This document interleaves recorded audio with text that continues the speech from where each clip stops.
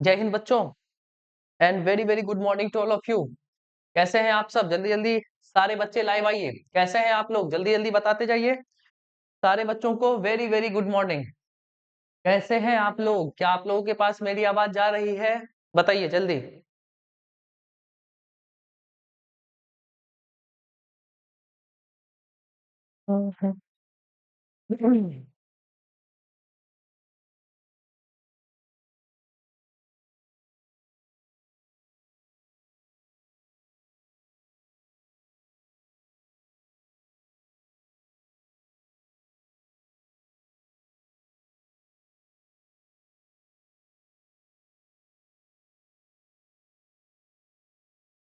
आज फिर से नोटिफिकेशन नहीं आया। ठीक ठीक ठीक, बात की थी, ठीक है, बताएंगे। कल से आ जाएगा आप लोगों को नोटिफिकेशन। वैसे मेरी क्लास 9 से 10 ही चलेगी। आप लोग 9 बजे से आ जाइएगा लाइव, ठीक है। मेरी क्लास 9 बजे से चलेगी। नोटिफिकेशन आए चाहे नहीं आए, मेरी क्लास 9 बजे से चलेगी, ठीक है। ये बात ध्यान में रखिएगा।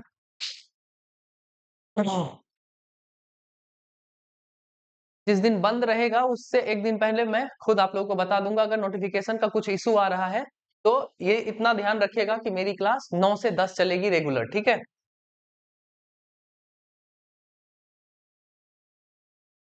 आरती को तो आता है, पता नहीं, आप चेक करिएगा एक बार। ऐप को चेक करिएगा आप लोग, क्यों नहीं आपका नोटिफिकेशन आ रहा है, ठीक है। चलिए, हम लोग क्या पढ़े थे पिछले क्लास में? हम लोग पिछले क्लास में कुछ पर्सनल प्रोनाउंस के बारे में पढ़े थे। उसके बाद ऑब्जेक्टिव केस, सब्जेक्टिव केस, इन सब चीजों के बारे में हम लोगों ने पिछले क्लास में पढ़ा था कि कहाँ पर ऑब्जेक्टिव केस का यूज होता है और कहाँ पर सब्जेक्टिव केस का यूज होता है। अब हम एक नई कहानी लेकर आज चलेंगे। अब उस कहानी का नाम क्या है, उस कहानी को जानने से पहले मैं आपके सामने कुछ क्वेश्चंस लिख रहा हूं। इस पर आप गौर फरमाइएगा कि ये कहानी आपको कहाँ पर लेकर जाना चाहती है, ठीक है। हम्म, चलिए।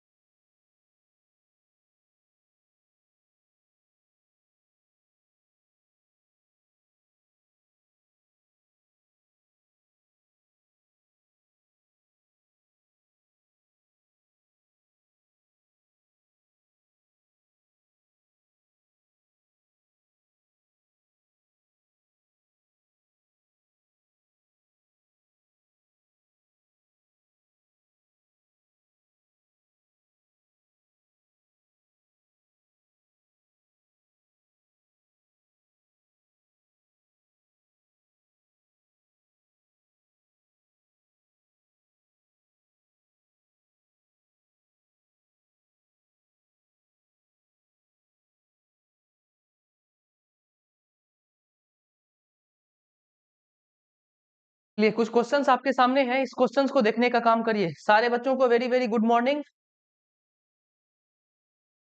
बस,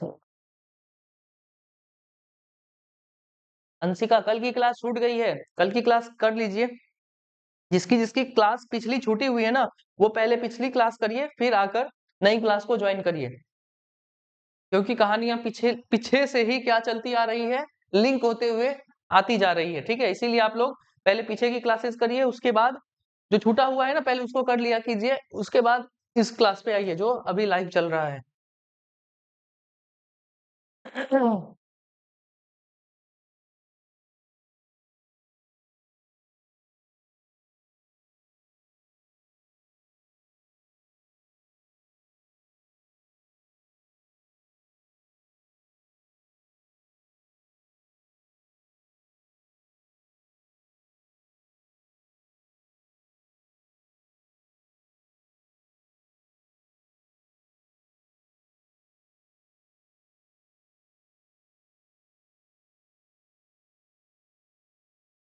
चलिए, आपके सामने जितने भी क्वेश्चंस लिखे हुए हैं उससे आप लोगों को ये पता चल रहा होगा कि अब कहानी किस चीज की चलेगी, पॉजिटिव केस की चलेगी। किसकी चलेगी? पॉजिटिव केस की कहानी चलेगी। और इस पॉजिटिव केस के लिए, इस पॉजिटिव केस के लिए जब भी हम कोई भी चीज को as a positive case use करते हैं तो इसके लिए हमारे पास कुछ वर्ड्स हैं जो एज अ पॉजिटिव केस हम लोग यूज करते हैं। किस तरीके से यूज करते हैं? एज अ पॉजिटिव केस हम लोग यूज करते हैं, और इसके लिए हम लोग यूज करते हैं माई, उसके बाद आवर, उसके बाद योर, उसके बाद हिज, उसके बाद हर, उसके बाद इट्स, एंड फिर हम लोग यूज करते हैं देयर। ठीक है, अब एक बात इसमें ध्यान में रखिएगा कि जब भी हम लोग इन सारे वर्ड्स का यूज करते हैं, किन किन चीजों का? तो my, our, your, his, her, its and their. जब हम इन सब चीजों का यूज करते हैं तो इन सारे के बाद, इन सारे वर्ड्स के बाद, इन सारे पॉजिटिव केसेस के बाद हमें क्या चाहिए लिखा हुआ? हमें नाउन लिखा हुआ चाहिए। क्या चीज लिखा हुआ चाहिए हमें? हमें नाउन लिखा हुआ होना चाहिए। ठीक है, कोई दिक्कत? जब भी हम इन पॉजिटिव केसेस का यूज करते हैं, my, our, your, his, her, its and their का यूज करते हैं, तो हमें इसके तुरंत बाद क्या चाहिए? नाउन चाहिए। ठीक है, अगर मान के चलिए हमारे पास नाउन है तो उस नाउन से पहले हम इस पॉजिटिव केस का यूज करेंगे।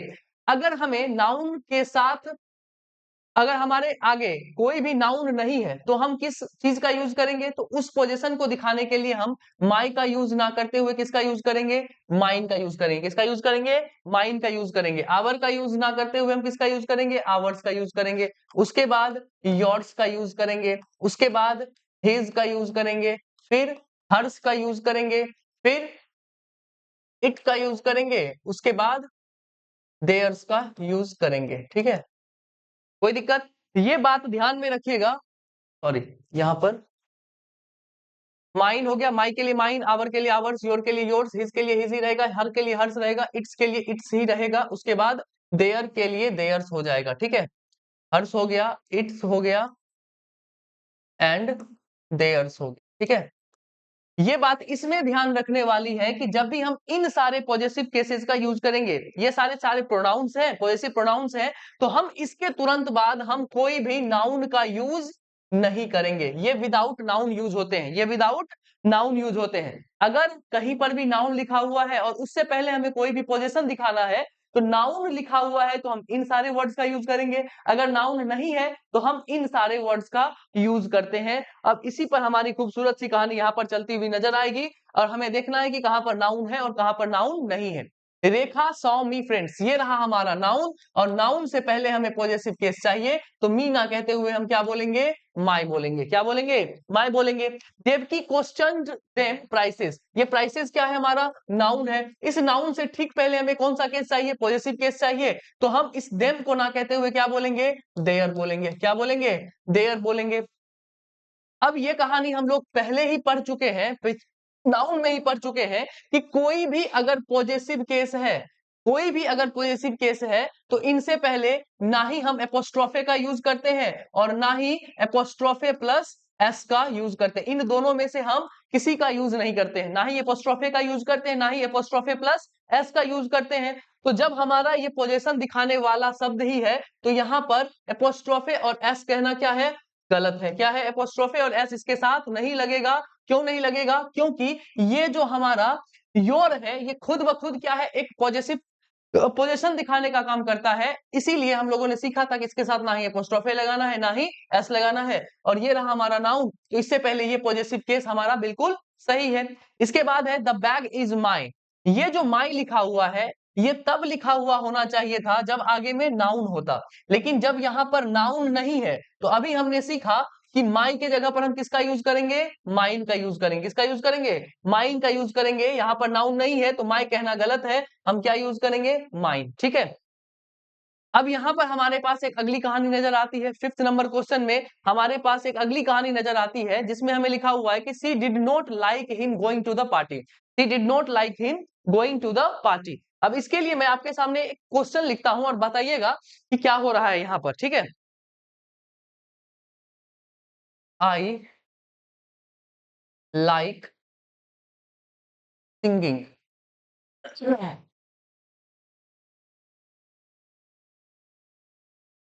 Teaching is a good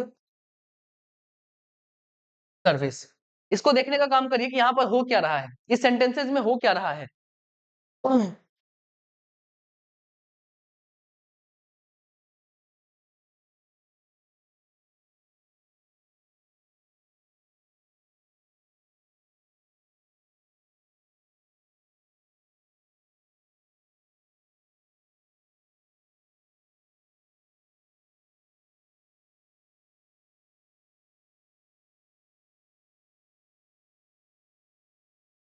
in sentences में अगर हम यहाँ पर क्वेश्चन करें, हम लोगों ने सीखा है कि नाउन को किस तरीके से आइडेंटिफाई किया जाए। आप लोग बताइएगा कि नाउन को आइडेंटिफिकेशन के लिए हम लोगों ने 3 क्वेश्चन वर्ड्स को चुना था। वो 3 क्वेश्चन वर्ड्स कौन कौन थे, जल्दी बताइएगा कमेंट में, जल्दी बताइए कि नाउन को आइडेंटिफाई करने के लिए हम लोगों ने 3 क्वेश्चन वर्ड्स का यूज किया था। वो 3 क्वेश्चन वर्ड्स कौन कौन से थे, जल्दी बताइए।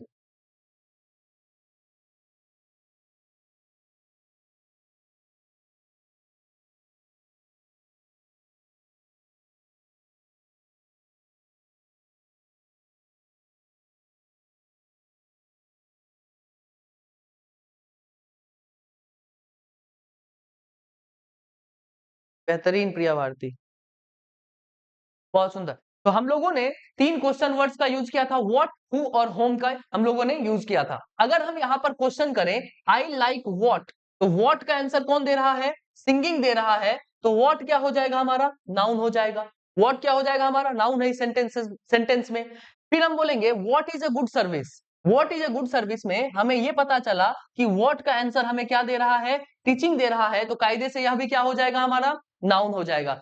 तो हमें यहां से ये पता चला कि देखिए ये रहा हमारा सिंग, और सिंग में क्या जुड़ा हुआ है, आईएनजी, मतलब कि वर्ब के पहले फॉर्म में आईएनजी जुड़ा हुआ है। ये रहा हमारा टीच, ये वर्ब का पहला फॉर्म हुआ, उसमें क्या जुड़ा हुआ है, आईएनजी जुड़ा हुआ है। तो हम बोलेंगे कि अगर कोई भी वर्ब का पहला फॉर्म है, इसके साथ आईएनजी जुड़ा हुआ है, और ये हमें सेंटेंस में किसका आंसर दे रहा है, तो व्हाट का आंसर दे रहा है, तो ये कायदे से क्या हो जाएगा हमारा, नाउन हो जाएगा। क्या हो जाएगा हमारा, नाउन हो जाएगा। क्या बोले कि अगर कोई भी वर्ड वर्ब का पहला फॉर्म उसके साथ आईएनजी लिखा हुआ हमें नजर आ रहा है, और वो उस सेंटेंस में व्हाट का आंसर देता हुआ नजर आ रहा है, तो वो कायदे से क्या होगा, नाउन होगा। और अभी हम लोगों ने सीखा कि इस नाउन से पहले कोई भी वर्ड हो, अगर वो एज अ नाउन बिहेव कर रहा है किसी भी सेंटेंस में, तो हम इससे पहले ना ही सब्जेक्टिव केस का यूज करते हैं, ना ही ऑब्जेक्टिव केस का यूज करते हैं। हम सिर्फ और सिर्फ एक ही केस का यूज करते हैं, जिसका क्या नाम है, हम पॉजेसिव केस का यूज करते हैं। किसका यूज करते हैं, पॉजेसिव केस का हम लोग यूज करते हैं। तो यही कहानी यहां पर है। She did not like him going to the party. She did not like what, तो हम बोलेंगे गोइंग। ठीक है, वो जाना पसंद नहीं करती है। तो जब ये गोइंग है और ये व्हाट का आंसर दे रहा है, तो कायदे से क्या है, नाउन है। क्या है, नाउन है। और नाउन से ठीक पहले हमें कौन सा केस चाहिए, पॉजेसिव केस चाहिए। कौन सा केस चाहिए, पॉजेसिव केस चाहिए। तो हम हिम ना कहते हुए क्या बोलेंगे, हिज बोलेंगे। क्या बोलेंगे, हिज बोलेंगे। उसके बाद हम बोलेंगे, उसके बाद 6th क्वेश्चन है, I appreciated you joining the team. I appreciated you joining the team. I appreciated what, तो आपका आंसर आया ज्वाइनिंग। तो व्हाट का आंसर जब ज्वाइनिंग दिया, तो इससे ठीक पहले हमें कौन सा केस चाहिए, पॉजेसिव केस चाहिए। तो यू ना कहते हुए हम क्या बोलेंगे, योर बोलेंगे। क्या यहां तक की कहानी आप सबको क्लियर है, जल्दी बताइए यस और नो। यहां तक की कहानी आप लोगों की क्लियर है, यस और नो।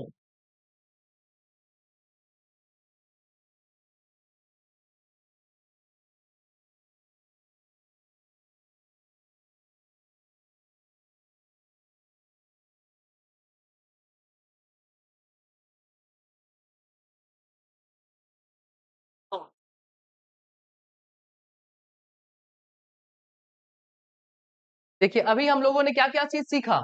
अभी हम लोगों ने सीखा कि अगर हमें कोई भी सेंटेंसेस में अगर पोजीशन दिखाना हो और उसके पहले क्या लिखा हुआ हो, पोजीशन के ठीक बाद नाउन लिखा हुआ हो, तो पोजीशन के ठीक बाद अगर नाउन है तो हम इन सारे वर्ड्स का यूज करते हैं। ठीक है, नाउन से पहले हम इन सारे चीजों का पोजीशन दिखाने के लिए यूज करते हैं। अगर उस सेंटेंसेस में नाउन नहीं है, अगर उन सेंटेंसेस में नाउन नहीं है, तो पोजीशन दिखाने के लिए हम लोग ये इन सारे वर्ड्स का यूज करते हैं। ठीक है, फिर हम लोगों ने समझा कि कोई कोई ऐसा भी वर्ड आता है जो वर्ब का पहला फॉर्म उसके बाद आईएनजी लिखा हुआ हमें नजर आता है, लेकिन वो सेंटेंस में व्हाट का आंसर देता हुआ नजर आता है। ठीक है, जब वो व्हाट का आंसर दे रहा है तो वो कायदे से क्या बन गया, हमारा नाउन बन गया। ठीक है, और अभी हम लोगों ने सीखा कि अगर कोई भी वर्ड आए, अगर वो नाउन हो, तो वो उससे पहले हम लोग क्या नहीं यूज करते हैं, हम सब्जेक्टिव केस का यूज नहीं करते हैं, हम ऑब्जेक्टिव केस का यूज नहीं करते हैं, सिर्फ और सिर्फ एक ही वर्ड का यूज करते हैं। वो कौन सा केस है, हम पॉजिटिव केस का यूज करते हैं। जो भी सेंटेंस में आए और व्हाट का आंसर, हु का आंसर, व्हाट, हु और होम का आंसर दे, वो कायदे से नाउन होता है, और नाउन से ठीक पहले हम एक ही केस का यूज करते हैं। वो कौन सा केस होता है, पॉजिटिव केस होता है। ठीक है, अब यहाँ पर हमें वही कहानी नजर आई थी कि she did not like him going to the party में हम लोगों ने क्वेश्चन किया कि she did not like what, तो हमें व्हाट का आंसर देता हुआ नजर आया गोइंग, और इस व्हाट के आंसर के कारण ये क्या बन गया, नाउन। और नाउन से ठीक पहले हम लोग सिर्फ और सिर्फ एक पॉजिटिव केस का यूज करते हैं, हिम ना कहते हुए हम लोगों ने क्या बनाया, हिज बनाया।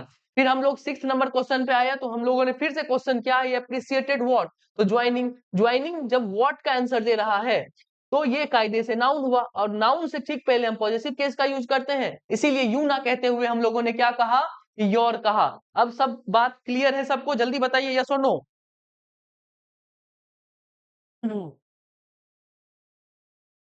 अब क्लियर है सबको।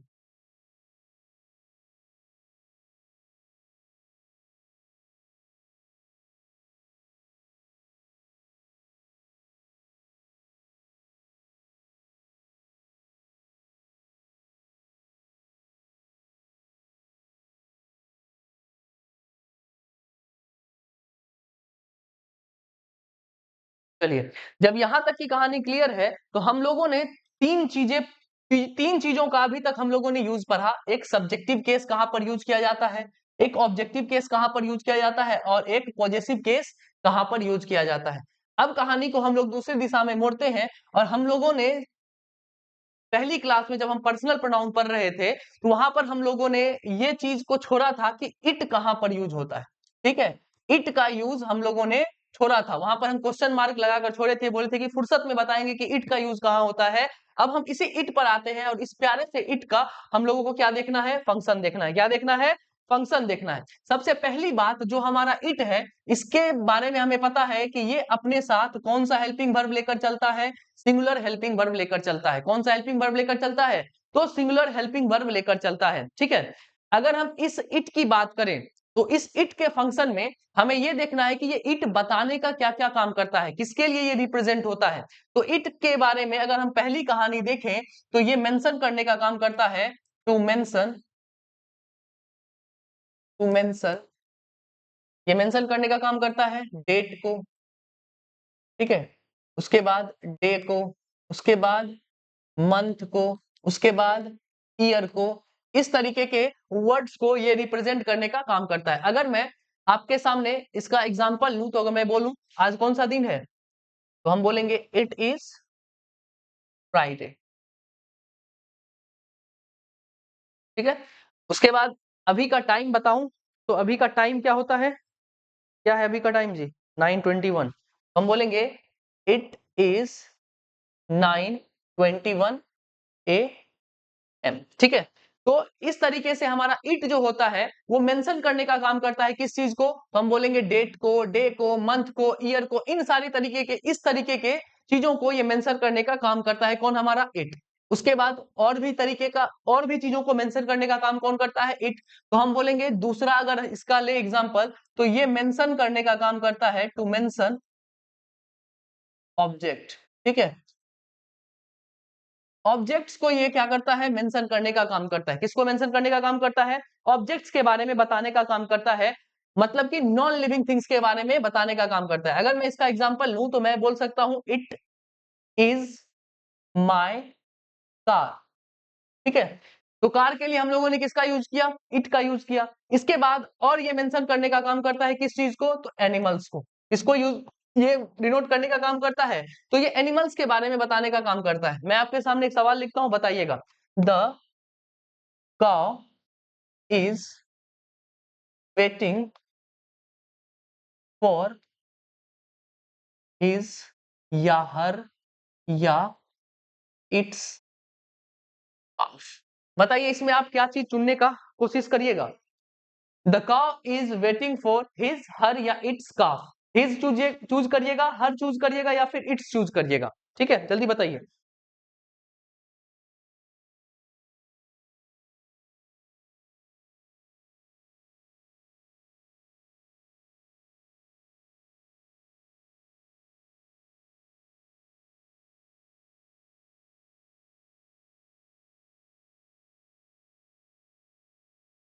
बेहतरीन। यहाँ पर जो हमारा काउ है वो क्या है? वो एक एनिमल है, और एनिमल के लिए हम कुछ भी नहीं, सिर्फ और सिर्फ इट का यूज करते हैं। तो इट का यूज करने के लिए यहाँ पर हम क्या चीज का यूज करेंगे? इट्स। ठीक है, इट्स का यूज करेंगे। इट के फॉर्म किसका यूज करेंगे? इट्स का यूज करेंगे। तो ये मेंशन करने का काम कर दिया किस चीज को? ऑब्जेक्ट्स को। ये मेंशन करने का काम कर दिया किस चीज को? एनिमल्स को। ठीक है, अब एक तीसरी चीज और जो हमें कंफ्यूजन में डालती है, उस चीज को भी ये मेंशन करने का काम करता है। वो क्या है? जब हमें किसी के जेंडर के बारे में पता ही ना हो, when the gender is unknown, when the gender is unknown, when the gender is unknown। ठीक है, तो ये किसका काम करेगा? तब वहां पर हम लोग किस चीज का यूज करेंगे? तो हम लोग इट का यूज करेंगे। जैसे कि हम बोले कि the baby, baby is waiting for his her या इट्स मदर। अब बताइए कि इस बेबी के लिए हम हिज का यूज करेंगे, हर का यूज करेंगे, या इट्स का यूज करेंगे?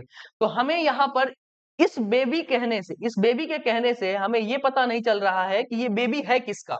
ठीक है, आदमी का है, या फिर जानवर का है, कुत्ते का है, बिल्ली का है, ठीक है, किसका है?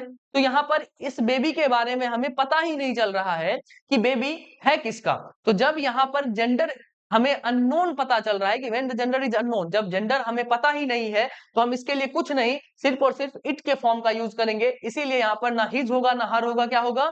इट्स होगा। क्या यहाँ तक की बात आप लोगों को क्लियर है? यस और नो? यस और नो, जल्दी बताइए। तो हमें अभी दो चीजों के बारे में पता चला है इट के बारे में, कि सबसे पहला चीज कि इट हर हमेशा सिंगुलर हेल्पिंग वर्ब लेकर चलता है। उसके बाद ये मेंशन करने का काम करता है डेट, डे, मंथ, ईयर, इस तरीके की चीजों को ये मेंशन करने का काम करता है। फिर हम दूसरे जगह पर आए तो यह और भी चीजों को मेंशन करने का काम करता है। पहला हो गया ऑब्जेक्ट्स को मेंशन करने का काम करेगा, एनिमल्स को मेंशन करने का काम करेगा, और जब हमें जेंडर का पता ही ना हो, तब ये उसके लिए किसका यूज हम करेंगे? इट का यूज करेंगे। ठीक है,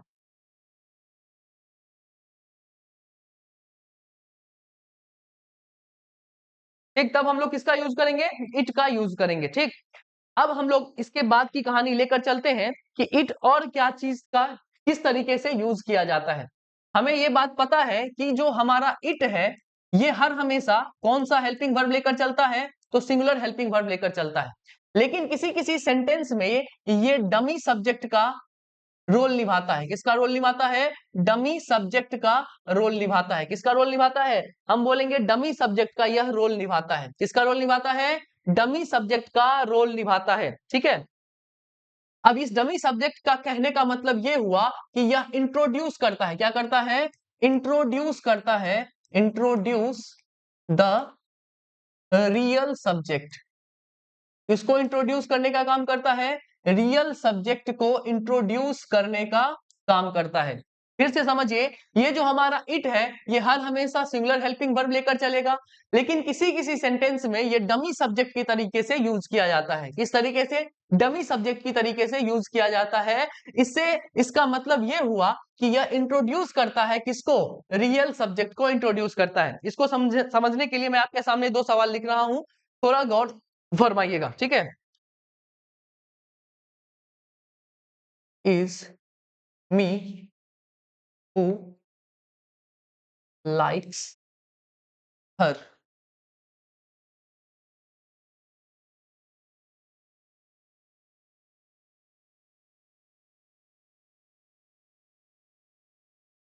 then who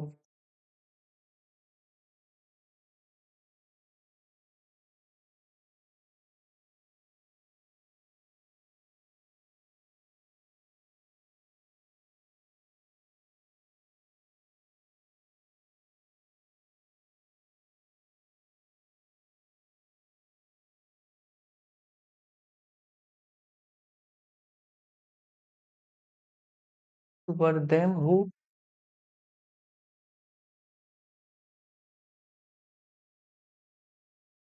hold the flight. बताइए यहाँ पर क्या दिक्कत है? क्या सही, कहाँ पर क्या चीज सही होना है, कहाँ पर क्या चीज गलत होना है?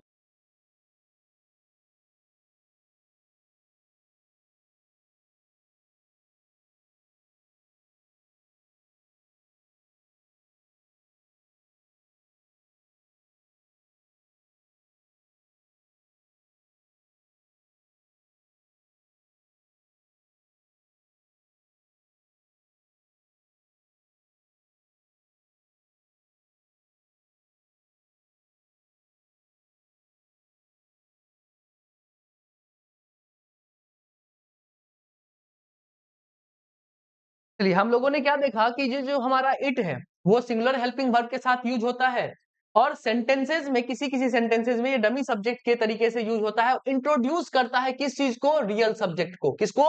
तो रियल सब्जेक्ट को। मतलब कि जो ये इंट्रोड्यूस करने का काम करेगा, आगे हमें कौन सा चीज चाहिए? सब्जेक्ट ही चाहिए, मतलब कि सब्जेक्टिव केस ही चाहिए।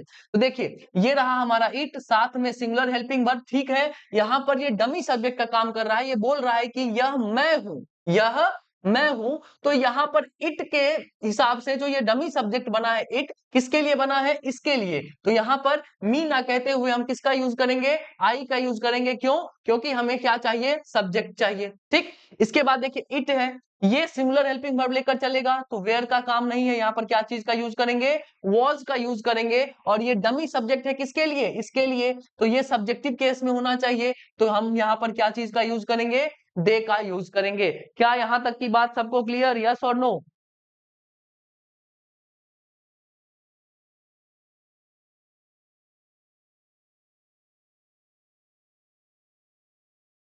हु कैंसल्ड द फ्लाइट लिखा हुआ है।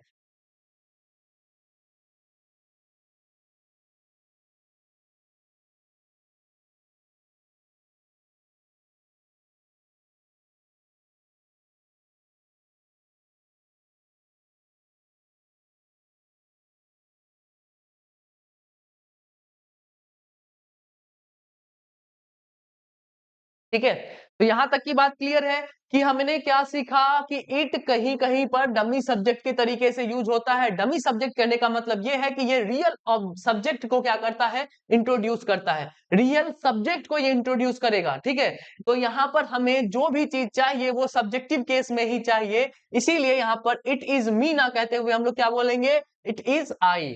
इट वर देम यहां पर लिखा हुआ था, सबसे पहले हमने वेयर को ठीक किया। वर्ब को हटाकर हम लोगों ने क्या लिखा? वॉज, क्योंकि सिंगुलर हेल्पिंग वर्ब चाहिए, और देम ना कहते हुए हमें सब्जेक्टिव केस चाहिए, इसीलिए हम लोगों ने क्या लिखा? दे का यूज किया। अब बताइए, सबको क्लियर है? जल्दी यस और नो?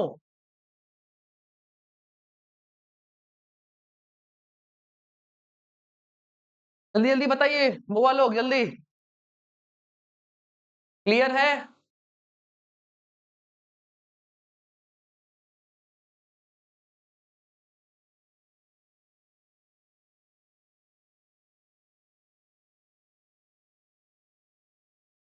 चलिए,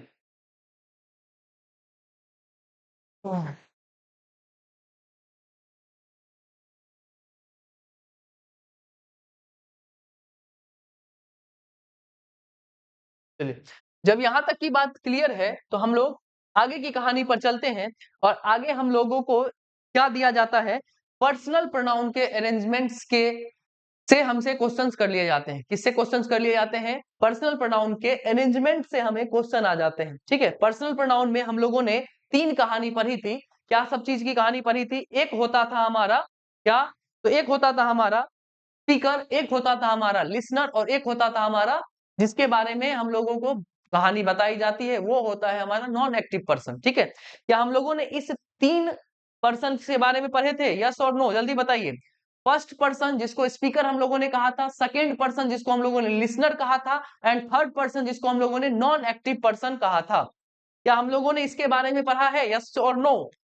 पहली क्लास में, प्रोनाउन के पहली क्लास में हम लोगों को बताया गया था कि फर्स्ट पर्सन को स्पीकर कहा जाता है, सेकंड पर्सन को लिसनर कहा जाता है एंड थर्ड पर्सन को क्या कहा जाता है?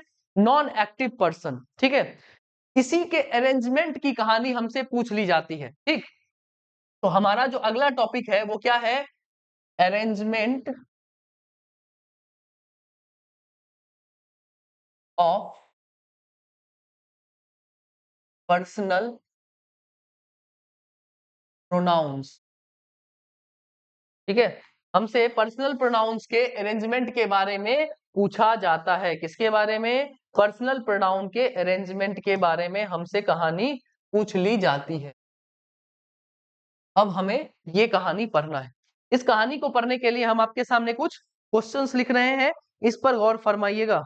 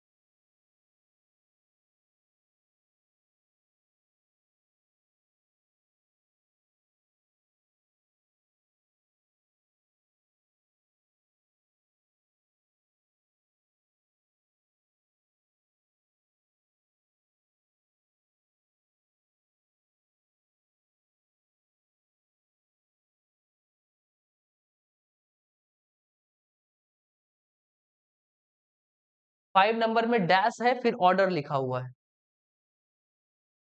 Heena, you and Paras will maintain dash, फिर ऑर्डर है।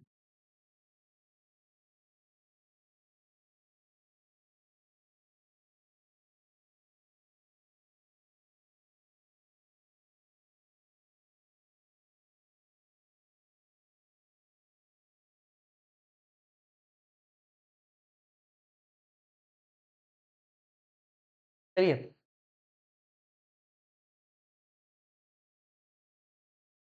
आपके सामने क्या पूछा जाता है? अरेंजमेंट ऑफ आपसे क्या पूछा जाता है? पर्सनल प्रोनाउन पूछा जाता है। इसको समझने से पहले मैं आपके सामने जो बोल रहा हूं वो सुनने का काम करिएगा। अगर मैं आपसे पूछूं, बोलूं कि मैंने, तुमने और उसने, क्या बोला? मैंने, तुमने और उसने 1 लाख रुपए जीते। ठीक है, मैंने आपके सामने क्या बोला? मैंने, तुमने और उसने क्या जीता? 1 लाख रुपए हम लोगों ने जीता। ठीक है, क्या ये कहना सही है? क्या ये कहना सही है? मैंने, तुमने और उसने 1 लाख रुपए जीते। ठीक, अब दूसरा सवाल मैं आपसे ये कर रहा हूं, तुमने, मैंने और उसने, तुमने, मैंने और उसने किसका सर फोड़ दिया? श्रुति का सर फोड़ दिया। तो तुम लोग बोलोगे कि सर जब लाख रुपए जीतने की बारी आई तो आपने अपना नाम पहले ले लिया, और जब किसी का सर फोड़ने की बारी आई तो आपने मेरा नाम पहले ले लिया। तो यहाँ पर कहानी कुछ उल्टी नजर आती है कि जब भी कोई अच्छा काम किया जाए और जब भी कोई बुरा काम किया जाए, हम इसको 2 कैटेगरी में बांटेंगे। जब कोई अच्छा काम किया जाए तो सबसे पहले किसका नाम लेंगे? ठीक है, फर्स्ट पर्सन का नाम लेंगे कि सेकेंड पर्सन का नाम लेंगे या फिर थर्ड पर्सन का नाम लेंगे? ठीक है, अगर कोई बुरा काम हो तो उसमें किसका नाम पहले लिया जाता है? अब इस कहानी को हम लोग समझते हैं। तो हम इस पर्सनल प्रोनाउन के अरेंजमेंट के लिए इसको कितने कैटेगरी में बांटेंगे? 2 कैटेगरी में बांटेंगे। पहला आएगा जो किस चीज को दिखाएगा? गुड एक्ट को दिखाएगा। किसको दिखाएगा? गुड एक्ट को दिखाएगा, या तो ड्यूटी को दिखाएगा, या तो हम बोल सकते हैं रेस्पॉन्सिबिलिटी को दिखाएगा, रेस्पॉन्सिबिलिटी को दिखाएगा। ठीक है, तो हम इसमें अरेंजमेंट के लिए, इसमें पर्सनल प्रोनाउन के अरेंजमेंट के लिए हम लोग सबसे पहले किसको लाते हैं? तो इसमें सबसे पहले हम सेकेंड पर्सन को लाते हैं। किसको लाते हैं? सेकेंड पर्सन को लाते हैं, फिर थर्ड पर्सन को लाते हैं, और फिर किसको लाते हैं? फर्स्ट पर्सन को लाते हैं। अगर बात किसकी होगी?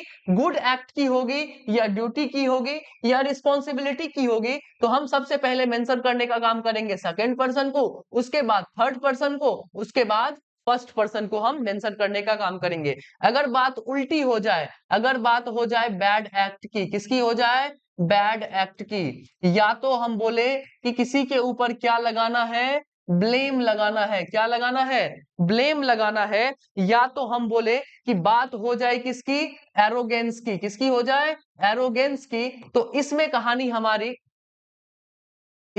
हमारी चेंज होती है, और हम किसका यूज करते हैं सबसे पहले? तो इसमें मेंशन करने का काम करते हैं हम सबसे पहले फर्स्ट पर्सन को, उसके बाद सेकेंड पर्सन को, और देन हम किसका यूज करते हैं? थर्ड पर्सन का यूज करते हैं। क्या यहां तक की बात क्लियर है? यस और नो बताइए, जल्दी जल्दी बताइए।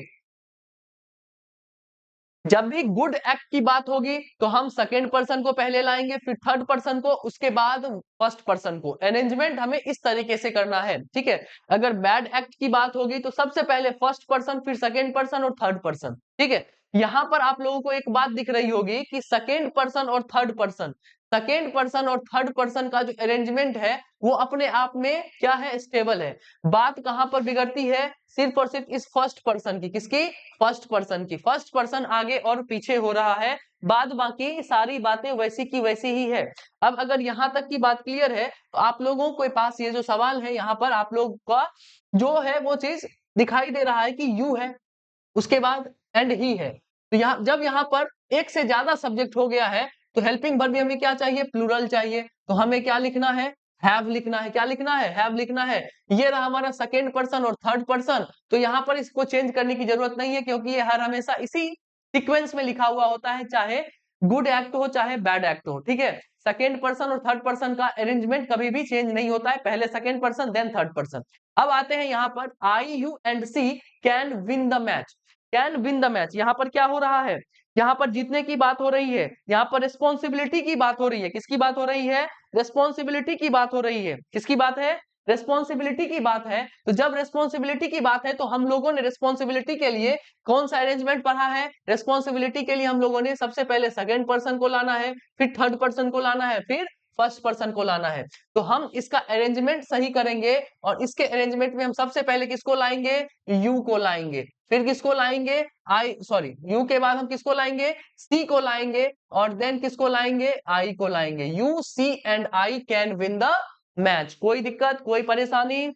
अब आगे की कहानी हम तीसरे पर जाते हैं। You, he and me have made the mess. Mess का मतलब क्या होता है? कोई चीज को बर्बाद कर देना। तो जब यहाँ पर बर्बादी का समय आ गया है तो सबसे पहले हम किसका नाम लेंगे? सबसे पहले हम अपना नाम लेंगे। ठीक है, किसका नाम लेंगे? अपना नाम लेंगे। तो ये पूरी की पूरी कहानी यहाँ पर गड़बड़ है। देखो यहाँ पर मी नहीं होना चाहिए था, यहाँ पर क्या होना चाहिए था? आई। सब्जेक्टिव केस होना चाहिए था। तो सबसे पहले हम किसका यूज करेंगे? फर्स्ट पर्सन का यूज करेंगे, देन सेकेंड पर्सन का यूज करेंगे एंड देन किसका यूज करेंगे? थर्ड पर्सन का यूज करेंगे। क्यों यूज किए यहाँ पर हम लोग फर्स्ट, सेकेंड एंड थर्ड? क्योंकि यहाँ पर जो बात है वो बैड एक्ट की बात है। मेस यहाँ पर हम लोगों ने किया है, बुरा काम किया है हम लोगों ने। तो सबसे पहले किसका नाम लेंगे हम लोग? सबसे पहले अपना नाम लेंगे, फिर आगे वाले का और फिर तीसरे आदमी का हमें नाम लेना है। तो first, second and third person का हम लोग इस तरीके से क्या करते हैं? अरेंजमेंट करते हैं। अब यहां पर कहानी आई कि Shruti, I and you should do your या आवर या देयर वर्क। यहां पर क्या चीज चल रहा है? तो यहां पर हम बोलेंगे कि यहां पर चल रहा है क्या चीज? यहां पर चल रहा है फिर से रेस्पॉन्सिबिलिटी वाली बात। किसकी बात? रेस्पॉन्सिबिलिटी वाली बात। आपको ड्यूटी करना है, आपको अपना काम करना है, ठीक। तो जब भी ड्यूटी वाली बात होती है तो सेकेंड पर्सन कहां पर आता है? पहले आता है। सेकेंड पर्सन कहां आता है? पहले आता है। तो सेकेंड पर्सन को हम लोगों ने पहले लिख दिया। फिर थर्ड पर्सन को लिखना है, तो श्रुति भी क्या है? हमारा थर्ड पर्सन है। तो श्रुति को हमने सेकेंड पर्सन में लिख दिया और उसके बाद हम लोग क्या लिखेंगे? फर्स्ट पर्सन को लिखेंगे जब किसकी बात आएगी? रिस्पॉन्सिबिलिटी, ड्यूटी या फिर गुड एक्ट की बात आएगी। तो हम लोगों ने इसका अरेंजमेंट सही किया, यू, श्रुति एंड आई। अब यहां पर क्या होना चाहिए? योर होना चाहिए, आवर होना चाहिए या देयर होना चाहिए? जल्दी बताइए। योर होना चाहिए, आवर होना चाहिए या फिर देयर होना चाहिए? जल्दी जल्दी बताइए।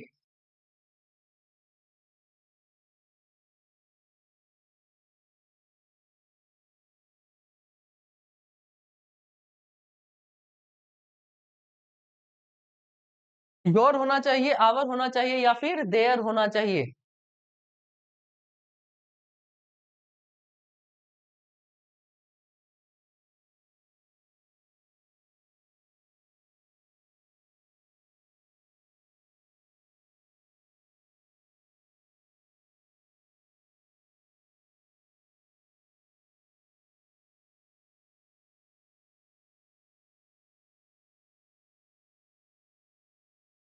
देखिए, यहाँ की कहानी को हमें समझना है किस तरीके से। देखिए, हमारे पास सेंटेंसेस में तीन तरीके के ये देखने के लिए मिलते हैं। क्या चीज? पर्सन। एक रहता है हमारा स्पीकर, एक होता है हमारा क्या चीज? लिसनर,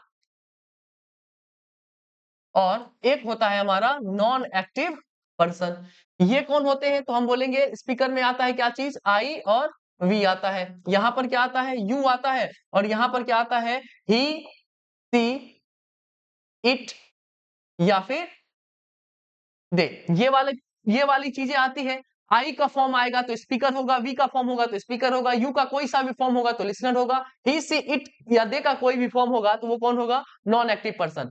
अब बात यहाँ पर ध्यान देने वाली है कि अगर हमें चॉइस में स्पीकर की कहानी दी हुई है, किसकी कहानी दी हुई है? आई या वी का कोई भी फॉर्मेट दिया हुआ है, तो हम इसको और इसको, लिसनर और नॉन एक्टिव पर्सन को इग्नोर करते हैं और चॉइस में हम चूज करने का काम करते हैं इसी स्पीकर का क्या फॉर्म? प्लूरल फॉर्म आवर को चूज करने का काम करते हैं। मैंने क्या बोला कि अगर हमें चॉइस में स्पीकर का कोई भी चॉइस दिया हुआ है, मतलब कि आई या वी का कोई भी फॉर्म दिया हुआ है, तो हम लिसनर और नॉन एक्टिव पर्सन वाले चॉइस को इग्नोर करते हैं और चूज करते हैं क्या चीज? आवर को। किसको चूज करते हैं? आवर को चूज करते हैं। अगर मान के चलिए कि हमारे पास ऑप्शन में ना ही स्पीकर नहीं दिया हुआ है, स्पीकर का ऑप्शन हमारे पास नहीं है, और किसका ऑप्शन दिया हुआ है, लिसनर का ऑप्शन दिया हुआ है और नॉन एक्टिव पर्सन का ऑप्शन दिया हुआ है, तो हम इस नॉन एक्टिव पर्सन को क्या कर देते हैं, इग्नोर करते हैं और हम क्या चीज चूज करते हैं, योर को चूज करते हैं। किसको चूज करते हैं, योर को चूज करने का काम करते हैं। क्या बोले सेकंड वाले में कि अगर हमारे पास स्पीकर वाला ऑप्शन है ही नहीं, सिर्फ और सिर्फ लिसनर और नॉन एक्टिव पर्सन वाला क्या है, नॉन एक्टिव पर्सन वाला हमारे पास क्या है, ऑप्शन है, तो हम लिसनर वाले ऑप्शन में इसको क्या करते हैं, इग्नोर करते हैं और ऑप्शन कौन सा चुन लेते हैं, योर का ऑप्शन चुन लेते हैं। अगर हमारे पास ना ही स्पीकर वाला ऑप्शन है, ना ही लिसनर का ऑप्शन है, सिर्फ और सिर्फ कौन सा ऑप्शन है, नॉन एक्टिव पर्सन वाला ऑप्शन है, तो हम इसके प्लूरल को चुनते हैं और वो प्लूरल कौन सा है, देयर। कौन सा है, देयर। जब कोई भी ऑप्शन ना हो तो हम कौन सा चीज चूज करेंगे, देयर चूज करेंगे। क्या चीज चूज करेंगे, देयर चूज करेंगे। Is that clear? चलिए देखिए, तब यहाँ पर कहानी हम लोगों को सीखनी है कि क्या है। यहाँ पर देखो, यू है, श्रुति है, आई है। जब यहाँ पर हमें आई दिख रहा है, आई क्या है हमारा, सॉरी स्पीकर है, क्या है, स्पीकर है, और यहाँ पर ऑप्शन में भी दिख रहा है, तो हम आई का प्लूरल चूज करेंगे, आवर। क्या चूज करेंगे, आवर। तो हमारा ये ऑप्शन क्या हो जाएगा, आवर सही हो जाएगा। अब फिर से यहाँ पर आए फिफ्थ नंबर क्वेश्चन में, Heena, you and Paras will maintain order. Maintain करेंगे क्या चीज को, ऑर्डर को। तो सबसे पहले हमें क्या लिखना है, इसका अरेंजमेंट सही करना है। तो ये क्या होगा, यू आएगा पहले प्लेस पर, यू किस प्लेस पर आएगा, पहले प्लेस पर। सेकेंड प्लेस पर कौन आएगा, पारस आएगा, और थर्ड प्लेस पर कौन आएगी, हीना आएगी। ठीक है, सेकेंड पर पारस क्यों, क्योंकि मैस्कुलिन जेंडर पहले, फेमिनिन जेंडर बाद में। ठीक है, तो यू पहले आ गया पहले नंबर पर, दूसरे नंबर पर पारस, और तीसरे नंबर पर क्या आ गई हमारी, हीना। अब यहाँ पर हमारे पास कोई ऑप्शन नहीं दिखाई दे रहा है कि आगे हम लिखे क्या। तो जब कोई ऑप्शन नहीं था तो हमने क्या चीज चूज किया था, तो देयर को चूज किया था। हम यहाँ पर लिखेंगे देयर। क्या यहाँ तक आप लोगों को सारी बातें क्लियर हैं, यस और नो, जल्दी बताइए।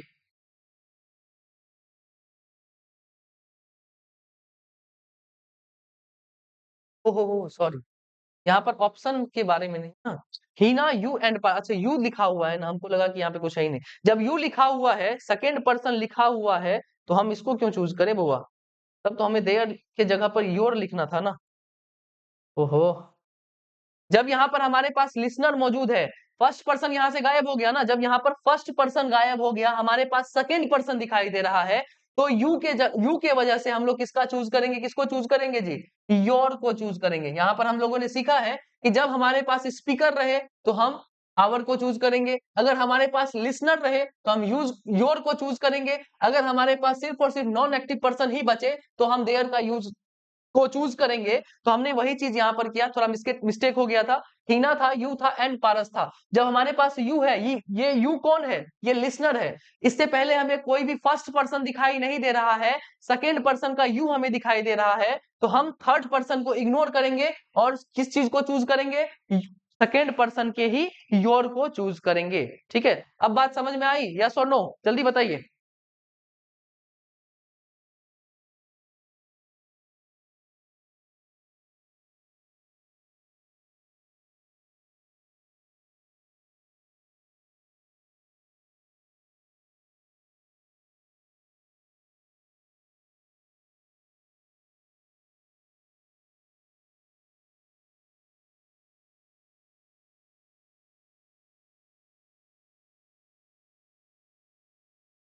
चलिए, जब यहाँ तक की बात क्लियर है, तो यहाँ पर हमारा कौन सा प्रोनाउन खत्म होता है, यहाँ पर हमारा खत्म होता है पर्सनल प्रोनाउन का सारा एस्पेक्ट, यहाँ पर खत्म हो जाता है। ठीक है, पर्सनल प्रोनाउन के जितने भी एस्पेक्ट्स थे वो यहाँ पर आकर हमारे खत्म होते हैं। अब हम लोग अगले प्रोनाउन पर चलते हैं, जिसका नाम क्या है, डेमोन्स्ट्रेटिव प्रोनाउन। क्या नाम है, demonstrative pronoun, demonstrative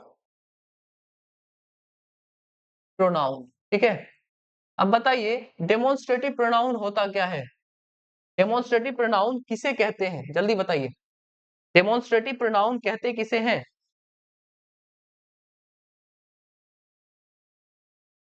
demonstrative pronoun आया कहां से है, तो हम बोलेंगे कि ये जो डेमोन्स्ट्रेटिव प्रोनाउन है ना, ये आया है डेमोन्स्ट्रेट से। किससे आया है, डेमोन्स्ट्रेट से। डेमोन्स्ट्रेट करने का मतलब होता है कि हम जब किसी के ऊपर पॉइंट आउट करते हैं, क्या करते हैं, पॉइंट आउट करने के लिए हम लोग किस चीज का यूज करते हैं, डेमोन्स्ट्रेटिव प्रोनाउन का यूज करते हैं। किसका यूज करते हैं, डेमोन्स्ट्रेटिव प्रोनाउन का यूज करते हैं। ठीक, पॉइंट आउट मतलब कि इशारा करने के लिए, किसी की ओर इशारा करने के लिए, चिन्हित करने के लिए, इंगित करने के लिए हम लोग किस चीज का यूज करते हैं? डेमोन्स्ट्रेटिव प्रोनाउन का यूज करते हैं। अब जब हम किसी को पॉइंट आउट करेंगे, डेमोन्स्ट्रेट करेंगे, तो इसके लिए हमारे पास 4 शब्द हैं। कितने वर्ड्स हैं? 4 हैं।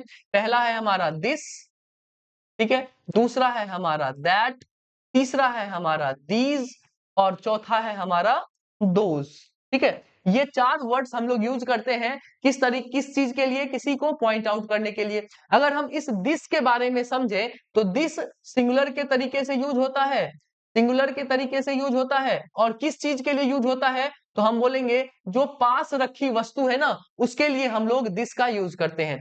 दैट का यूज भी एज अ सिंगुलर होता है, सिंगुलर की तरीके से भी हम दैट का यूज करते हैं। और ये दूर रखी वस्तु के लिए, जो फार है, जो हमसे दूर है, उसके लिए हम लोग किसका यूज करते हैं? उसके लिए हम लोग दैट का यूज करते हैं। दीज हो गया, ये प्लूरल में यूज होता है, ठीक है, प्लूरल की तरीके से यूज होता है। और पास रखी हुई ढेर सारी वस्तुओं के लिए हम किसका यूज करते हैं? दीज का यूज करते हैं।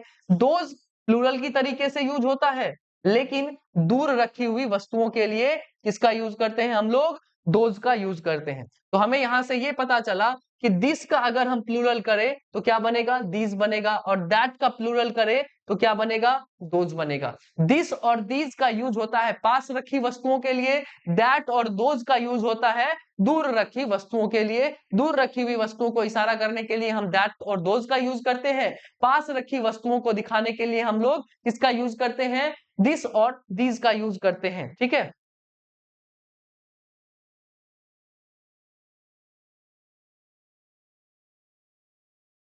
सेंटेंस होता है। हाँ, किसी भी सेंटेंस में अगर हमारे पास फर्स्ट पर्सन का ऑप्शन दिया हुआ है तो फर्स्ट पर्सन के हिसाब से ही हम आवर को यूज करेंगे। ठीक है, जैसे यहां पर देखो, जैसे यहां पर हमारे पास फर्स्ट पर्सन था तो हम लोगों ने किसका चूज किया? आवर को। अगर हमारे पास सेंटेंस में फर्स्ट पर्सन नहीं होगा, सेकेंड पर्सन दिखाई देगा, तो सेकेंड पर्सन के हिसाब से हम चूज करेंगे। ठीक है, अगर हमारे पास फर्स्ट और सेकेंड कोई भी नहीं है, सिर्फ थर्ड पर्सन लिखा हुआ है, तो हमारे पास सिर्फ और सिर्फ थर्ड पर्सन का ही ऑप्शन बचता है और उस थर्ड पर्सन के लिए हम लोग देयर का यूज करते हैं। ठीक है, अब आइए इस कहानी पर। इस कहानी में हम लोगों ने क्या देखा कि डेमोन्स्ट्रेटिव प्रोनाउन का मतलब होता है किसी को पॉइंट आउट करना, और पॉइंट आउट करने के लिए हम लोग 4 वर्ड का यूज करते हैं, दिस, दैट, दीज और दोज। दिस और दीज का यूज होता है पास रखी वस्तुओं को दिखाने के लिए, दैट और दोज का यूज होता है दूर रखी हुई वस्तुओं को दिखाने के लिए। अब इसके बाद, अब यहां पर ये बात ध्यान में रखिएगा कि इन सब वर्ड्स का यूज करिए, इसके बाद आप हेल्पिंग वर्ब लगाइए, चाहे मेन वर्ब लगाइए, चाहे कुछ भी ना लगाइए, हमें कोई फर्क नहीं पड़ता है। इसके बाद हेल्पिंग वर्ब भी लगता है, इसके बाद मेन वर्ब भी लगता है, इसके बाद आप कुछ भी ना लगाइए, हेल्पिंग वर्ब मेन वर्ब में से कुछ भी ना लगाइए, आपका क्या हो जाएगा? काम हो जाएगा। बशर्ते इसका मतलब यही होता है कि आप क्या कर रहे हैं? किसी को पॉइंट आउट कर रहे हैं। क्या कर रहे हैं?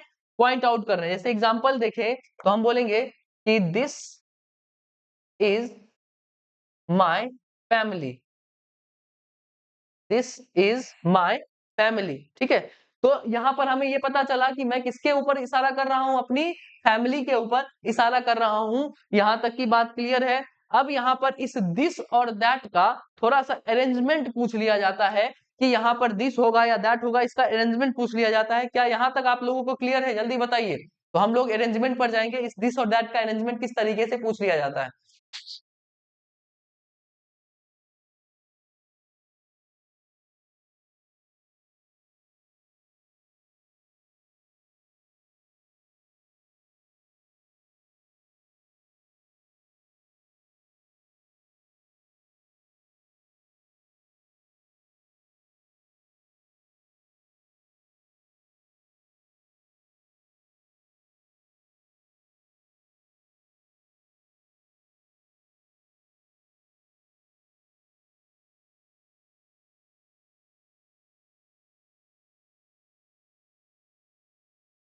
चलिए, जब यहाँ तक की बात क्लियर है तो मैं आपके सामने 2 क्वेश्चन पूछ रहा हूं, बस बताइएगा कि इस क्वेश्चन में दिस किसको दिखा रहा है और दैट किसको दिखा रहा है। ठीक है, 2 क्वेश्चन है आपके सामने, 2 सेंटेंस है आपके सामने। क्या सेंटेंस है? बोले कि Ram and Shruti are friends, ठीक। I like this and no that, ठीक है। अब बताइए कि आप लाइक किसे कर रहे हैं और जानते किसको है, ठीक है। बताइए यहां पर जो ये दिस है वो किसके लिए यूज हुआ है और दैट किसके लिए यूज हुआ है, बताइए। हमने लिखा कि Ram and Shruti are friends, I like this and know that.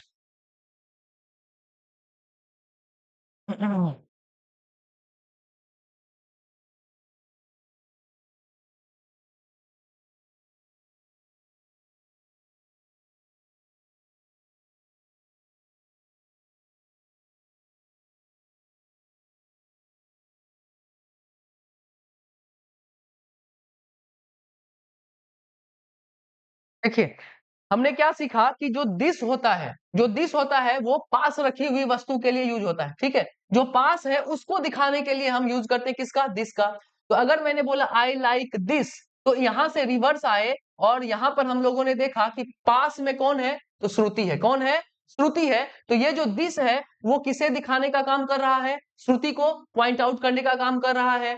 और जब हमने बताया आगे देखा कि एंड नो दैट, तो दैट कहाँ के लिए यूज होता है, तो जो दूर रखा हुआ है, जो दूर में है उसके ऊपर इशारा कौन करता है, दैट। तो दैट किसकी ओर इशारा कर रहा है, राम की ओर इशारा कर रहा है। किसकी ओर इशारा कर रहा है, राम की ओर इशारा कर रहा है। तो इसमें हमें यह देखना है कि अगर हमारे पास नाउन वन है, उसके बाद हमारे पास दूसरा नाउन है, नाउन टू है। नाउन वन है किसी सेंटेंस में और उसके बाद क्या है, नाउन टू है। और इसी सेंटेंस में एक जगह दिस लिखा हुआ है और एक जगह क्या लिखा हुआ है, दैट लिखा हुआ है। तो हमें झट से समझ जाना है कि दिस नाउन टू को रिप्रेजेंट कर रहा है और दैट नाउन वन को रिप्रेजेंट कर रहा है। क्यों, क्योंकि दिस अपनी पास वाली चीजों को दिखाने में मदद करता है, पॉइंट आउट करने के लिए मदद करता है। और दैट जो होता है वो दूर में रखी हुई चीजों को दिखाने में हमारी मदद करता है, ठीक है। कोई दिक्कत, कोई परेशानी, जल्दी बताइए।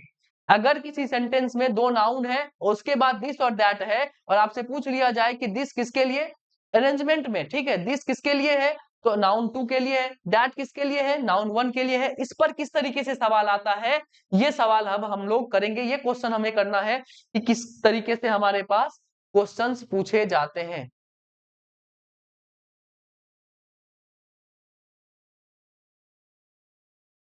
ये बात क्लियर है, जल्दी बताइए, यस और नो।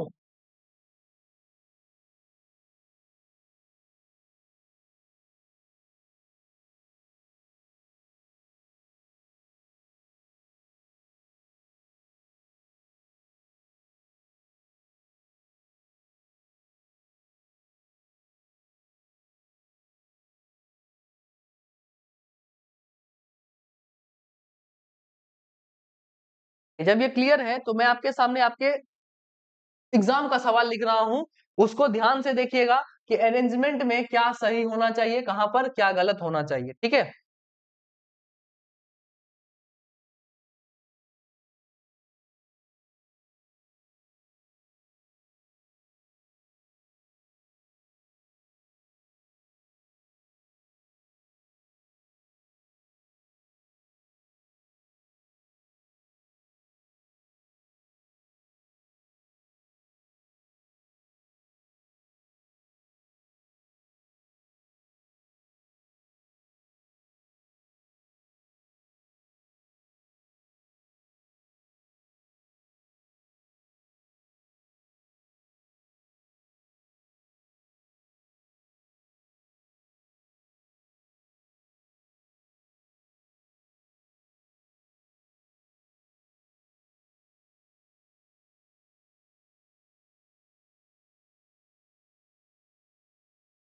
बताइए इसमें अरेंजमेंट सही है या गलत है।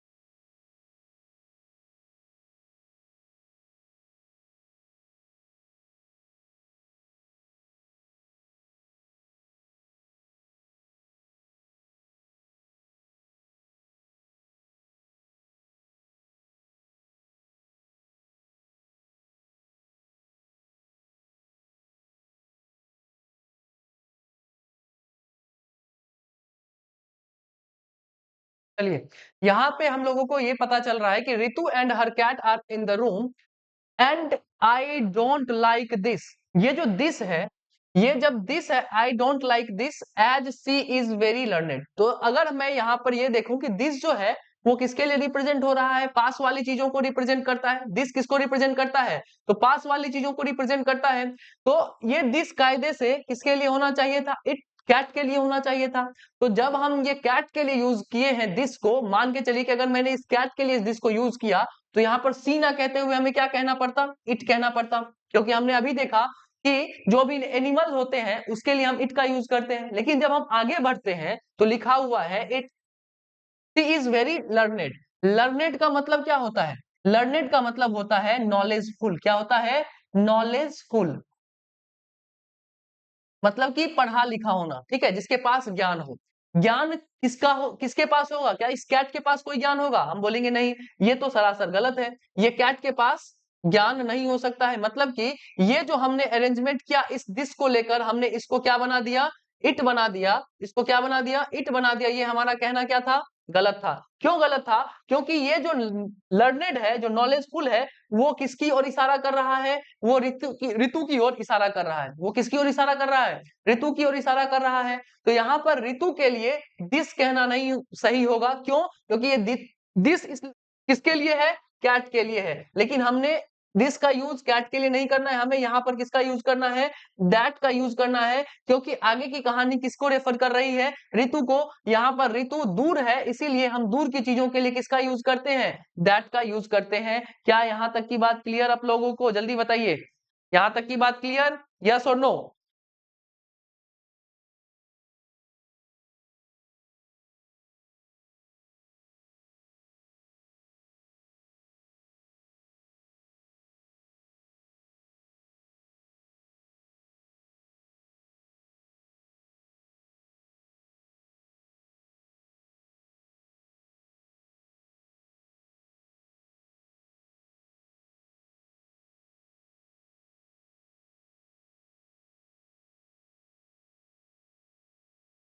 चलिए, अगर यहाँ तक की कहानी क्लियर है तो आज की कहानी हम लोग यहीं पर रोकेंगे। और आप लोग पूरी की पूरी कहानी को क्या करके आइएगा, बढ़िया से रिवाइज करके आइएगा, ठीक है। आज हम लोगों ने कुछ पॉजिटिव केसेस को देखा, और इस पॉजिटिव केस में हम लोगों ने ये चीज देखा कि अगर कोई भी पॉजिटिव केस के बाद नाउन है, अगर कोई भी नाउन है उससे पहले हमें कोई पॉजिटिव केस यूज करना है तो इन सारे पॉजिटिव केस को यूज करेंगे। अगर नाउन नहीं है तो हम इन सारे पॉजिटिव केसेस को यूज करेंगे। कहीं कहीं पर सेंटेंसेस में कुछ कुछ ऐसे भी वर्ड आते हैं जो वर्ब के पहले फॉर्म के साथ आईएनजी लगा हुआ हमें दिखता है, और इसका मतलब ये होता है कि अगर उस सेंटेंस में ये वाले वर्ड्स हमें व्हाट का आंसर दे रहे होते हैं, मतलब कि एज अ नाउन यूज हो रहे होते हैं, तो हम इससे पहले ना ही सब्जेक्टिव केस ना ही ऑब्जेक्टिव केस, हम सिर्फ और सिर्फ एक ही केस का यूज करते हैं। उसका क्या नाम है, उसका नाम है पॉजिटिव केस, ठीक है। फिर हम लोग आगे की कहानी पर आए और इट के फंक्शन को हम लोगों ने समझा। इट जो होता है वो सिंगुलर हेल्पिंग वर्ब के तरीके से, सिंगुलर हेल्पिंग वर्ब के साथ यूज होता है और मेंशन करने का काम करता है डेट, डे, मंथ और ईयर। उसके बाद मेंशन करने का काम करता है ऑब्जेक्ट्स को, एनिमल्स को, और एक ऐसे जेंडर को जिसके बारे में हमें पता ही ना हो, जिसके जेंडर के बारे में हमें पता ही ना हो, उसके बारे में हमें मेंशन करने का काम करता है इट। उसके बाद इट के और फंक्शन को हम लोगों ने देखा, और हम लोगों ने देखा कि इट जो होता है वो हर हमेशा सिंगुलर हेल्पिंग वर्ब लेकर चलता है, और किसी किसी सेंटेंस में as a dummy subject use किया जाता है। डमी सब्जेक्ट को हम लोगों ने देखा कि इसका मतलब ये होता है कि इंट्रोड्यूस करता है एक रियल सब्जेक्ट को। फिर हम लोग आगे बढ़े और आगे हमें अरेंजमेंट ऑफ पर्सनल प्रोनाउंस देखने के लिए मिले। अरेंजमेंट ऑफ पर्सनल प्रोनाउंस में हमें ये देखने के लिए मिला कि अगर कोई गुड एक्ट है, ड्यूटी है या रेस्पॉन्सिबिलिटी है, तो हम सबसे पहले सेकेंड पर्सन को मेंशन करते हैं, फिर थर्ड पर्सन को, और फिर फर्स्ट पर्सन को मेंशन करने का काम करते हैं। लेकिन अगर बात उल्टी हो, बैड एक्ट की हो, ब्लेम की हो या एरोगेंस की हो, तो हम सबसे पहले फर्स्ट पर्सन, फिर सेकंड पर्सन और फिर थर्ड पर्सन को अरेंज करने का काम करते हैं, ठीक। इसके बाद हमें यह पता चला कि हमारे पास कुछ कुछ ऐसे भी वर्ड्स आ जाते हैं जो हमें क्या करते हैं, कंफ्यूजन में डालते हैं कि हम इनमें से किस चीज को चूज करें। तो हमें यहाँ पर चूज करने में पता चला कि अगर स्पीकर के बारे में हमारे पास मेंशन है तो हम लिसनर और नॉन एक्टिव पर्सन को क्या करते हैं, इग्नोर करते हैं और आवर को चूज करते हैं। अगर हमारे सेंटेंस में स्पीकर नहीं है, लिसनर है, तो लिसनर को के लिए हम लोग योर का यूज करते हैं और नॉन एक्टिव पर्सन को हम इग्नोर करते हैं। अगर सेंटेंसेस में स्पीकर और लिसनर दोनों में से कोई नहीं है तो हम सिर्फ और सिर्फ नॉन एक्टिव पर्सन के देयर को चूज करके आगे बढ़ जाते हैं। फिर हम लोग आए एक नए प्रोनाउन पर जिसका नाम है डेमोन्स्ट्रेटिव प्रोनाउन। डेमोन्स्ट्रेटिव प्रोनाउन का मतलब होता है डेमोन्स्ट्रेट करना, मतलब कि पॉइंट आउट करना। और इस पॉइंट आउट के लिए हम लोगों ने 4 वर्ड्स को देखा, दिस, दैट, दीज और दोज को देखा। दिस और दीज जो होता है वो नियर वाली चीजों को दिखाता है, पास वाली चीजों को दिखाता है, और दैट और दोज दूर रखी हुई चीजों को और इशारा करता है। इसके बाद हम लोग हेल्पिंग वर्ब यूज करें, मेन वर्ब यूज करें या कुछ ना यूज करें, ये हमारा क्या रहता है, सेट रहता है। फिर हम लोगों ने देखा कि हमारे पास अरेंजमेंट में किस तरीके से दिस और दैट को दे दिया जाता है। तो हमें ये पता चला कि अगर कोई नाउन 1 है उसके बाद नाउन 2 लिखा हुआ है और उसी सेंटेंस में दिस है और दैट है, तो दिस पास वाली चीज को रेफर करेगा, मतलब कि दिस नाउन 2 को रेफर करेगा और दैट नाउन 1 को रेफर करेगा। और उसी के ऊपर हम लोगों ने यहाँ पर कहानी देखी कि यहाँ पर दिस होना चाहिए था या फिर दैट होना चाहिए था। यहाँ पर दैट इसीलिए हुआ क्योंकि आगे की कहानी किसके बारे में थी, ऋतु के बारे में थी, और ऋतु इससे दूर है, इसीलिए दिस ना कहते हुए हम किसका यूज करेंगे, दैट का यूज करेंगे। क्या आज की सारी कहानी आप लोगों को पता चल गई, यस और नो, जल्दी बताइए। क्या आज की कहानी आप लोगों के दिमाग में घुस गई है? क्या आज की कहानी आप लोगों के दिमाग में सेट है बउआ, जल्दी बताइए। सेट है तो सारे बताइए, क्या हाल चाल, मजा आ रहा है बउआ? क्या आप लोगों को मजा आ रहा है? जल्दी जल्दी बताइए, मजा आ रहा है या नहीं आ रहा है? अब प्रोनाउन ठीक ठाक चल रहा है या नहीं? क्या प्रोनाउन में कोई दिक्कत भी आ रही है? ओह, अब प्रोनाउन से डर लग रहा है या नहीं लग रहा है? प्रोनाउन से डर भी लग रहा है अब?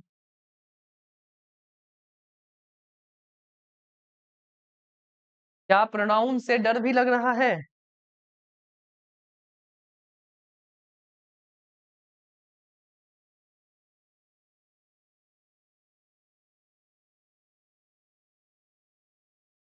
बढ़िया। रिवीजन सबका चल रहा है? रिवीजन सब लोग कर रहे हैं, जल्दी बताइए, रिवीजन सब लोग कर रहे हैं?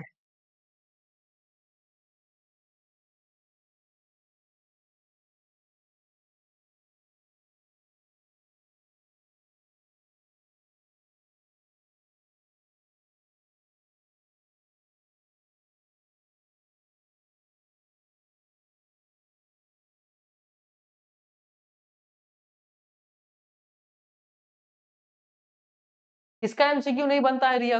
रिया चौधरी, किसका एमसीक्यू नहीं बनता है?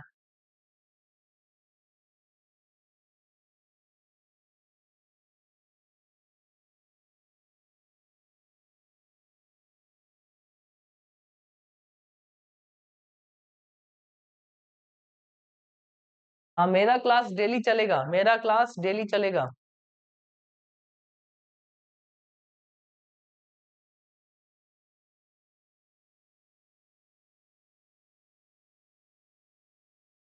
अभी हमने नाउन खत्म किया है तो नाउन का एमसीक्यू नहीं कैसे बनेगा जी? नाउन का एमसीक्यू कैसे नहीं बनेगा? नाउन का एमसीक्यू बनाओ। प्रोनाउन खत्म होगा, प्रोनाउन के सारे एमसीक्यूज बनाओगे, सारे बनने स्टार्ट होंगे, बनेगा कैसे नहीं?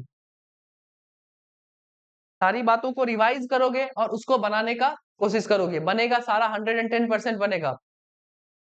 पहले रिवीजन करोगे उसके बाद बनाओगे, ठीक है? नाउन का सारा रिवीजन करोगे उसको बनाओगे, प्रोनाउन जब जैसे जैसे चल रहा है वैसे वैसे रिवीजन करते जाओ, जब खत्म होगा उसका एमसीक्यू बनाओगे, बनेगा। अभी पर्सनल प्रोनाउंस के जितने भी एमसीक्यूज होंगे तुमसे नहीं बनेगा, हो ही नहीं सकता है, नहीं बनेगा। बनाने का कोशिश करोगे तब तो, पहले रिवीजन करोगे तब तो। जितने भी पर्सनल प्रोनाउंस अभी हम लोगों ने पढ़े हैं उन सारे पर्सनल प्रोनाउन को एक बार पढ़ो, उसके बाद उसका एमसीक्यू लगाओ, देखो कैसे नहीं बनता है।